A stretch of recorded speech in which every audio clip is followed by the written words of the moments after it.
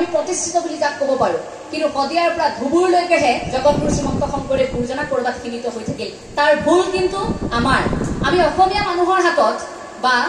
আমাৰ অসমীয়া বুলি কেৱল মই নকওঁ মই ভাৰত বুলি প্ৰথমে কথাটো আৰম্ভ কৰিব বিচাৰিম যে আমাৰ ভাৰতীয় সভ্যতা সংস্কৃতিত ইমান বেছি বিকল্প আছে ইমান অপচন আছে যে এগৰাকী ভগৱানক আমি পূজা কৰি সন্তুষ্টি নাপালে আমি আন এগৰাকী কৰিব পাৰো এয়া আমাৰ বিকল্প আছে আমাৰ হাতত এক ঈশ্বৰবাদৰ ধাৰণা নহালৈকে 33 কোটি দেৱ দেৱতা আমাৰ নাই জানো প্ৰতিগৰাকী তেনেকৈ পূজা কৰিছিল গতিকে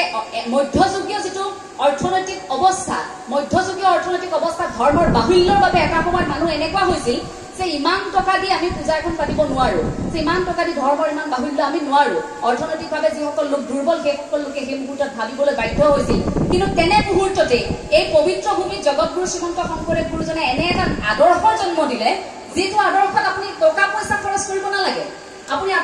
আপুনি সেই আদৰ্শত যাবৰ বাবে আপুনি বহু বেছি ব্যয় কৰিবলগীয়া নহয় আপোনাৰ মনটো থাকিলেই হ'ল ঈশ্বৰ ভগৱতীৰ বাবে আপুনি আগবাঢ়িলেই হ'ল আপুনি এটা খোজ দিলেই হ'ল পিছৰ খোজ সকলো সমাজ একেলগে যাব সেই ধাৰণাটো আছিল কিন্তু আমাৰ হাতত ইমানেই বিকল্প আমি ইমানেই এনেকুৱা হলো যে আমি নিৰ্বাচন কৰিব পাৰো আমি এইগৰাকীক পূজা কৰিম এয়া যদি নাপাওঁ তেওঁ কৰিম তাত যদি নাই পোৱা আন এটা ঠাইলৈ যাম অমুকত যদি পোৱা নাই ঠিক আছে এই নামঘৰ এই মন্দিৰ ভাগিলৈ কিবা এটা আগবঢ়াই থম সেয়া আমাৰ ধাৰণা আমাৰ কেনেকুৱা হ'ল ক'ত গ'ল আমাৰ এক ঈশ্বৰবাদৰ ধাৰণা বৈষ্ণৱবাদৰ কথা যেতিয়া কওঁ এক ঈশ্বৰবাদৰ ধাৰণাৰ কথা যেতিয়া আমি কওঁ আমি নুই কৰিব নোৱাৰো জগতগুৰু শ্ৰীমন্ত শংকৰদেৱ গুৰুজনাক আজিৰ সময়ত নতুন প্ৰজন্মৰ বহু লোকে সেয়া আদৰি ল'বলৈ আগবাঢ়ি আহিছে সেয়া খুব শুভ লক্ষণ কিন্তু ইয়াৰ সমান্তৰালকৈ একাংশই কিন্তু ইয়াক সমালোচনা কৰিবলৈ আৰম্ভ কৰিছে যিসকলে নাস্তিক বুলি নিজকে কৈ ভাল পায় যিসকলে কয় যে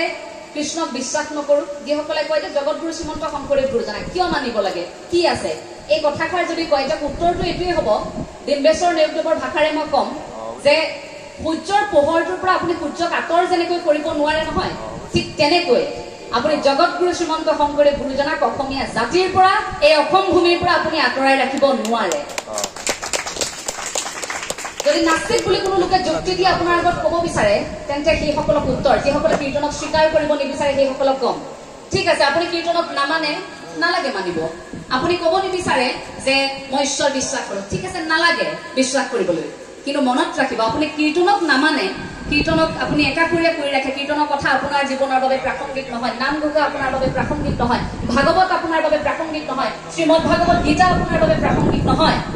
আপুনি মনত ৰাখিব আপোনাৰ জন্ম কিন্তু কীৰ্তনৰ কোলাতেই হৈছে প্ৰতিগৰাকী অসমীয়াৰ জন্ম কিন্তু কীৰ্তনৰ কোলাত হৈছে ইয়াক স্বীকাৰ কৰিব লাগিব অন্তত মৃত্যু পৰ্যন্ত এই কথাখিনি স্বীকাৰ কৰি যাব লাগিব আমি দুখ পাওঁ নতুন প্ৰজন্মই যে আমি যেতিয়া এটা চিন্তাধাৰাৰে কাম কৰিবলৈ আগবাঢ়ি আহোঁ আমাক সমালোচনা কৰা মানুহৰ সংখ্যা বহু বেছি সেইসকল সমালোচকৰ বাবে আমাৰ উত্তৰ একো নাথাকে আমাৰ এটাই থাকে যে সেই ভগৱান জগতগুৰু শ্ৰীমন্ত শংকৰদেৱ গুৰুজনে যি কৈ গৈছিল যে সেই ভগৱান এওঁলোকৰ সৈতে একেলগে ঈশ্বৰ ভক্তি কৰিবলৈ সকলোকে শক্তি দিয়া এওঁলোকৰ মনৰ যিটো ধ্যান ধাৰণা যে চিন্তা শক্তি এওঁলোক আগবাঢ়িছে সেই চিন্তা শক্তিত যদি জাতিৰ ক্ষতি হ'ব পৰা কিবা আছে সেয়া নোহোৱা কৰি দিয়া গতিকে ঈশ্বৰৰ ওচৰত সেয়াই প্ৰাৰ্থনা জনাম সেইসকল সমালোচকক আমি আগুৱাই লৈছো তেনে সমালোচনা গঠনমূলক সমালোচনা আমাক কৰক কাৰণ এয়া সময় আমাক গঠনমূলক সমালোচনা কৰাৰ কাৰণ তাৰ পাছৰ খোজবোৰ আমি বৰ সংগোপনে দিব লাগিব এনেধৰণে খোজবোৰ দিব লাগিব যে আমাৰ খোজবোৰ যদি অকণমান ফৰক বৰক হৈ যায় তেন্তে আমাক আৰু সমালোচনা কৰিবলৈ লোকে সাহস পাব আৰু কৰবাত আমি কেতিয়াবা দুৰ্বল হৈ যাম আজিৰ এই সভাখন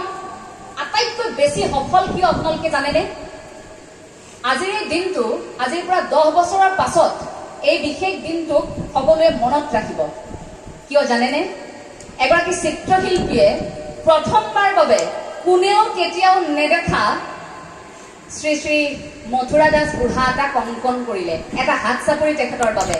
নতুন প্ৰজন্মৰ এগৰাকী চিত্ৰশিল্পীয়ে যদি তেওঁৰ মানস পটত কল্পনা কৰিব পাৰিছে যে এনেকুৱা হ'ব পাৰে তেখেতেতো কোনোদিন দেখা নাছিল ময়ো দেখা নাছিলোঁ আমাৰ সৌভাগ্য হোৱা নাছিল মই শুনি আচৰিত হৈ গ'লো যে কোনোদিন নেদেখাকৈ কেৱল মাত্ৰ পুথিগত বৰ্ণনা ভাবক যিধৰণে কলাগুৰু বিষ্ণুপ্ৰসাদ ৰাভাই জগতগুৰু শ্ৰীমন্ত শংকৰদেৱ গুৰুজনাক অংকন কৰিছিল দেখিছিল নেকি দেখাটো নাছিল কিন্তু অংকন কৰি উলিয়াইছিল মনত ৰাখিব আজিৰ দিনটোত আমি প্ৰতিগৰাকী সৌভাগ্যশালী আমি এই ভাল লগা ক্ষণটোৰ সাক্ষী হলো মই নিৰ্জু আছিল হয়তো আপোনাৰ নামটো নিৰ্জু আপোনালৈ অশেষ শুভকামনা জনাইছো মই কথা দিছো আপোনাৰ আগন্তুক জীৱনত আপোনাৰ এই চিত্ৰকলাৰ ক্ষেত্ৰত বা আন সময়খিনিত আপোনাক যি ধৰণে সহযোগিতাৰ প্ৰয়োজন হয় আমি সহযোগিতা কৰিবলৈ আপোনাৰ ওচৰত প্ৰতিশ্ৰুতিবদ্ধ আৰু অসমবাসীৰ সন্মুখত আপোনাক চিনাকি কৰোৱাই এটা ব্যৱস্থা কৰিম সেয়া প্ৰতিশ্ৰুতি দিছোঁ এগৰাকী নতুন প্ৰজন্মৰ এগৰাকী সহযোদ্ধা হিচাপে যে চিন্তা চেতনা এনেকৈ আৰম্ভ